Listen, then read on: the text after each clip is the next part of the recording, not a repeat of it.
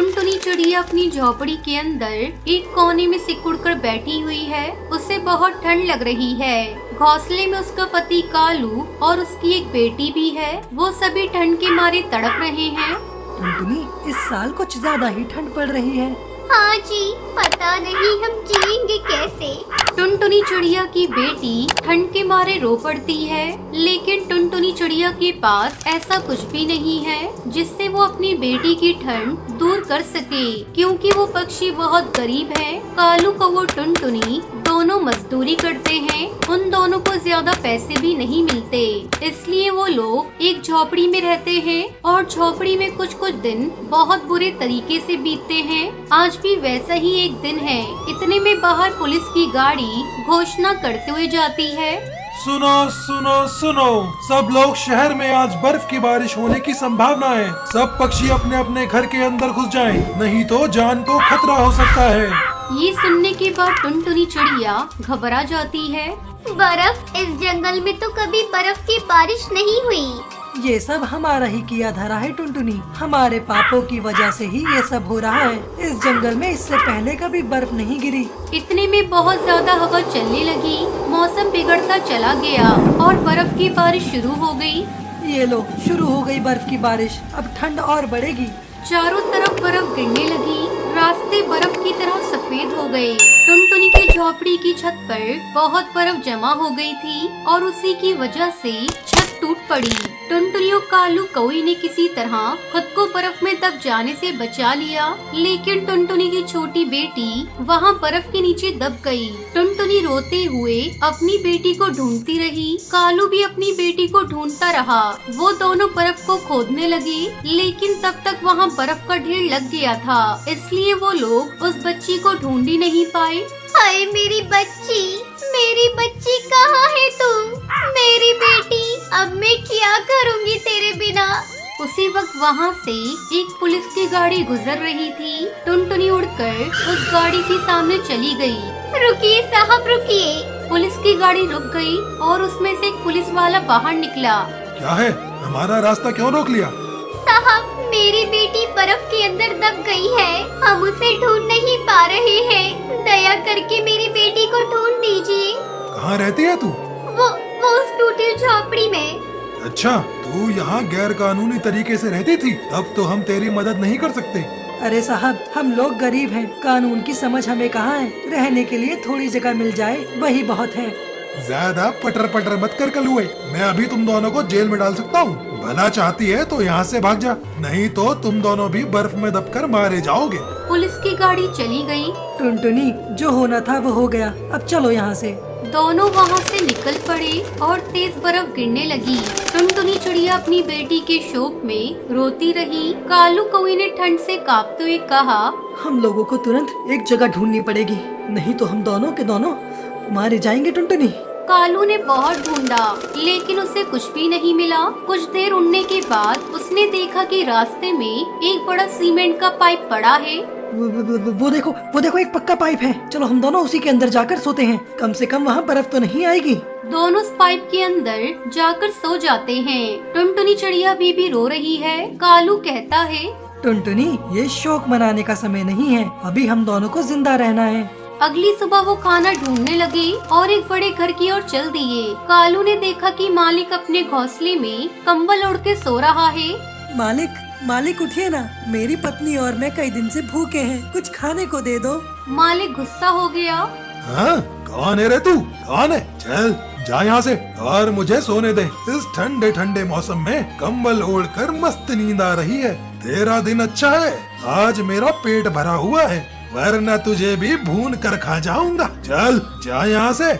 जिगरबाज सो गया। वो दोनों वहाँ से चले गए। कुछ देर उड़ने के बाद टुनटुनी चिड़िया देखती है कि करीब 5 साल की एक नन्ही चिड़िया एक डाल पर बैठकर ठंड से कांप रही है। उसे इस हालत में देखकर टुनटुनी चिड़िया को बहुत दया आती है। वो बच्ची ठंड से कांप रही है। मेरी बेटी अगर जिंदा होती तो मैं क्या उसके लिए कुछ नहीं करती? ये बोलकर टुनटुनी चिड़िया उसके पास गई। तुम कौन हो और यहाँ अकेली क्या कर रही हो? मेरा नाम बुलबुल है। इस दुनिया में मेरा कोई नहीं है। मैं फुटपाथ पे रहती थी। अब पता नहीं मैं क्या करूं। क्या आप मुझे अपने साथ ले चलेंगी माँ? उसके मुंह से माँ पुकार सुनकर टुनटुनी चिड़िया का मन पिघल गया। उसने रोते हुए कहा, हाँ बेटी, तू तो मेरी बेटी जैसी है। चल बेटी, मेरे साथ चल। टुनटुनी चिड़िया उसे साथ लेकर उड़ने लगी, लेकिन टुनटुनी चिड़िया को भी क्या पता कि वो कहाँ जा रही है। उसे तो बस एक घर की तलाश है। कुछ देर बाद बर्फ गिरनी बंद हो जाती है, लेकिन अचानक से बारिश शुरू हो जाती है। इतनी ठंड में बारिश की एक एक बूंद सुई की तरह चुभने लगी। पता नहीं आज भगवान का क्या इरादा है। शायद हम जैसे गरीब पक्षियों को पृथ्वी से उठाना है। हम इतनी गंदगी जो फैलाते हैं ना। नहीं, भगवान पर भरोसा रखिए, वो कभी भी ऐसा कुछ भी नहीं चाहते हैं। वो सब कुछ ठीक कर देंगे। कैसे ठीक कर देंगे बेटी? मेरी खुद की बच्ची बर्फ तले दबी पड़ी है। क्या भगवान उसे लौटा सकेंगे? भगवान के लिए असंभव कुछ भी नहीं है। भगवान पर भरोसा रखिए। कुछ देर चलने के बाद बुलबुल ने कहा, माँ, मैंने कल से कुछ भी नहीं खाया है। मुझे बहुत भूख लग रही है। भूख?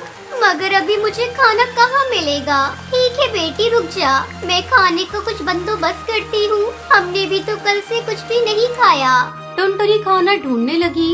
ढूंढते ढूंढते उसे एक बड़ा सा घर दिखा। लगता है अमीर पक्षी का घर है, जहाँ हमें खाना मिल सकता है। टुनटुनी चिड़िया उस घर का दरवाजा खटखटाने लगी। एक तोते ने दरवाजा खोला। क्या चाहिए यहाँ? कुछ खाना चाहिए साहब, हम सब बहुत भूखे हैं। तो मैं क्या करूँ? हाँ, भाग जा यहाँ से। उस तोते ने टुनटुनी चिड़िया के मुंह पर दरवाजा बंद कर दिया। टुनटुनी चिड़िया ने देखा उस घर के पास एक छोटा सा गोदाउन है और उसके अंदर बहुत सारी खाने की सामग्री रखी हुई है। इनके पास भगवान का दिया सब कुछ है, लेकिन फिर भी हम जैसे गरीबों को खाना देने से इनकार कर दिया। ये गलत है। ये बोलकर टुनटुनी उस गोडाउन की खिड़की से उसके अंदर घुस गई और वहाँ से खाना निकाल कर सबके साथ खाने लगी। उस तोते ने ये देख लिया और पुलिस को बुला लिया। वहाँ पुलिस आ गई और टुनटुनी को पकड़ लिया। ये वही पुलिस है जिनसे टुनटुनी ने अपनी बेटी को बचाने के लिए हाथ पैर जोड़े थे। तुझे वहाँ से भगा क्या दिया? अब तू यहाँ चोरी कर रही है? चल, तुझे अभी सबक सिखाता हूँ। साहब, हम गरीब पक्षी हैं, हमें छोड़ दीजिए। लेकिन उस पुलिस ऑफिसर ने कोई बात नहीं सुनी। वो अपने डंडे से टुनटुनी चिड़िया और बाकी सभी को मारता रहा। सभी चिल्लाने लगे और तभी वह एक चमत्कार हो गया। बुलबुल माँ दुर्गा में बदल गई। माँ दुर्गा को देखकर सभी चौंक गए। दुर्गा माँ, आप यहाँ? हाँ, मैं धरती लोक पर असली पक्षियों की पहचान करने आई थी और देखा कि इंसानियत तो सिर्फ गरीबों में जिंदा है, बाकी सब लोग जानवर बन गए हैं। टुनटुनी चिड़िया, तुझमें मुझे असली इंसान दिखा, इसलिए मैं तुझे तेरी बेटी वापस देना चाहती हूँ। ये बोलकर दुर्गा माँ अपनी जादुई शक्ति से टुनटुनी चिड़िया की बेटी को वापस ले आई। अपनी बेटी को पाकर टुनटुनी चिड़िया खुशी के आंसू रो पड़ी। बेटी, मेरी बेटी, मेरी आँखों का तारा। और मैं ये वरदान देती हूँ कि तेरे पास बहुत सारे पैसे आएंगे। इसके बाद से सर्दी में तुझे घर से बाहर नहीं रहना पड़ेगा। दुर्गा माँ अमीर तोते और उस पुलिस ऑफिसर से उन लोगों का सारा धन दौलत छीन लेती है। उन पक्षियों को सबक मिल जाता है। टुनटुनी चिड़िया अमीर हो जाती है। ये कहानी ढोलकपुर जंगल की है, जहाँ पर एक टूनी और कड़कनाथ नाम का जोड़ा रहा करता था। कड़कनाथ कौवे की अच्छी नौकरी थी और वो अच्छे रुपए कमाता था, इसलिए उसने एक बिजनेस भी शुरू कर लिया था। धीरे धीरे समय बीतता गया और उनका बेटा कालू कौवा जवान हो गया। देखो बेटा कालू, अब तुम बड़े हो गए हो। अब तुम्हें कोई अच्छी सी नौकरी करनी चाहिए ताकि हम भी तुम्हारी शादी करके अपने कर्तव्य से मुक्त हो सकें। क्या पापा, आप हर समय मेरे पीछे पड़े रहते हैं और हमारे घर में इतना पैसा है, आपकी इतनी अच्छी नौकरी है और हमारा बिजनेस भी तो कितना अच्छा चल रहा है, तो फिर मुझे नौकरी करने की क्या जरूरत है? अरे बेटा, तुम ऐसा क्यों सोचते हो? हमारा बिजनेस तो अच्छा चल ही रहा है, लेकिन मेरी नौकरी हमेशा तो नहीं रहेगी ना। एक न एक दिन तो मुझे नौकरी से रिटायरमेंट लेकर घर में बैठना ही पड़ेगा, तब ये घर कैसे चलेगा भाई? उसके लिए तो तुम्हें एक अच्छी सी नौकरी जरूर करनी चाहिए। अपनी पापा कौवे की बातों को कालू ज्यादा गंभीरता से नहीं सुनता है और उनको टाल देता है। जाने दीजिए ना, अगर हमारे बेटे की नौकरी करने में रुचि नहीं है तो आप क्यों उसे बार बार कहते हैं? आप अपना बिजनेस का काम उसे क्यों नहीं सिखा देते? एक बार वो व्यापार के गुण सीख जाएगा तो फिर हम उसकी शादी करके एक अच्छी सी बहू घर ले आएंगे।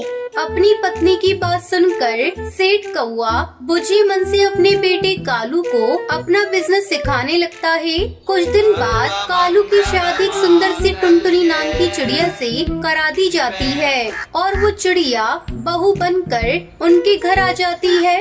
माताजी, पिताजी, आप दोनों मेरे लिए सास ससुर नहीं, मेरे माता पिता के समान हैं। मैं आप दोनों की हमेशा अपने माता पिता के सम्मान ही देखभाल करूंगी। बहू टुनटुनी के मुंह से ऐसी बातें सुनकर दोनों पति पत्नी बेहद खुश हो जाते हैं और अपनी किस्मत पर बहुत घमंड करने लगते हैं। शुरू में तो सब कुछ बहुत अच्छा रहता है। टुनटुनी घर के सारे काम बहुत अच्छे से करती है और अपने सास ससुर की भी बहुत सेवा करती है, जिससे वो दोनों उससे बहुत खुश हो जाते हैं।